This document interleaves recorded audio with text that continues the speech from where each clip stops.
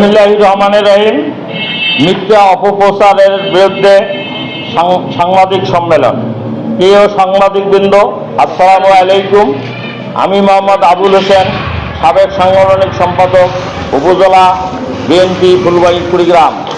আপনাদের মাধ্যমে ফুলবাড়ী উপজেলাবাসীকে জানাচ্ছি যে একটি কুচক্রী মহল আমাকে এবং আমার প্রাণপ্রিয় সংগঠন বাংলাদেশ জাতীয়তাবাদী দলের ভাবমূর্তি নষ্ট করার জন্য অপচেষ্টা চালিয়ে যাচ্ছে।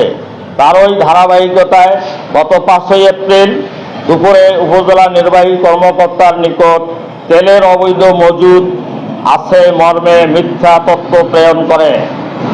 এজন্য আমার বাড়িতে অভিযান পরিচালনা করে। এ সময় তিনি 3টি জেরিকেন পান, যেগুলো আমি আমার খামারের গাভীর দুধ বিক্রির জন্য ব্যবহার করি। উক্ত বিষয়টিকে পুঁজি করে একটি কুচক্রী মহল আমাকে সামাজিক, রাজনৈতিক ও ব্যক্তিগতভাবে হেয় করার লক্ষ্যে তথ্য প্রযুক্তির মাধ্যমে আমার ছবি ব্যবহার করে বিভিন্ন ফটোকার্ড বানিয়ে সামাজিক যোগাযোগ মাধ্যমে ফেসবুকে ছড়িয়ে দেয়। এতে করে আমার ও আমার রাজনৈতিক সংগঠনের সুনাম মারাত্মকভাবে ক্ষুণ্ণ হচ্ছে। আমি এর তীব্র নিন্দা ও প্রতিবাদ জানাই।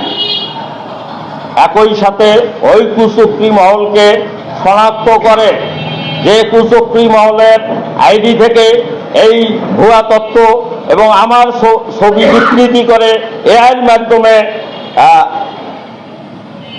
ফেসবুকে ছাড়ে, সেই কুচক্রী মহলকে শনাক্ত করে আইনের আওতায় আনার জন্য জোর দাবি জানাচ্ছি।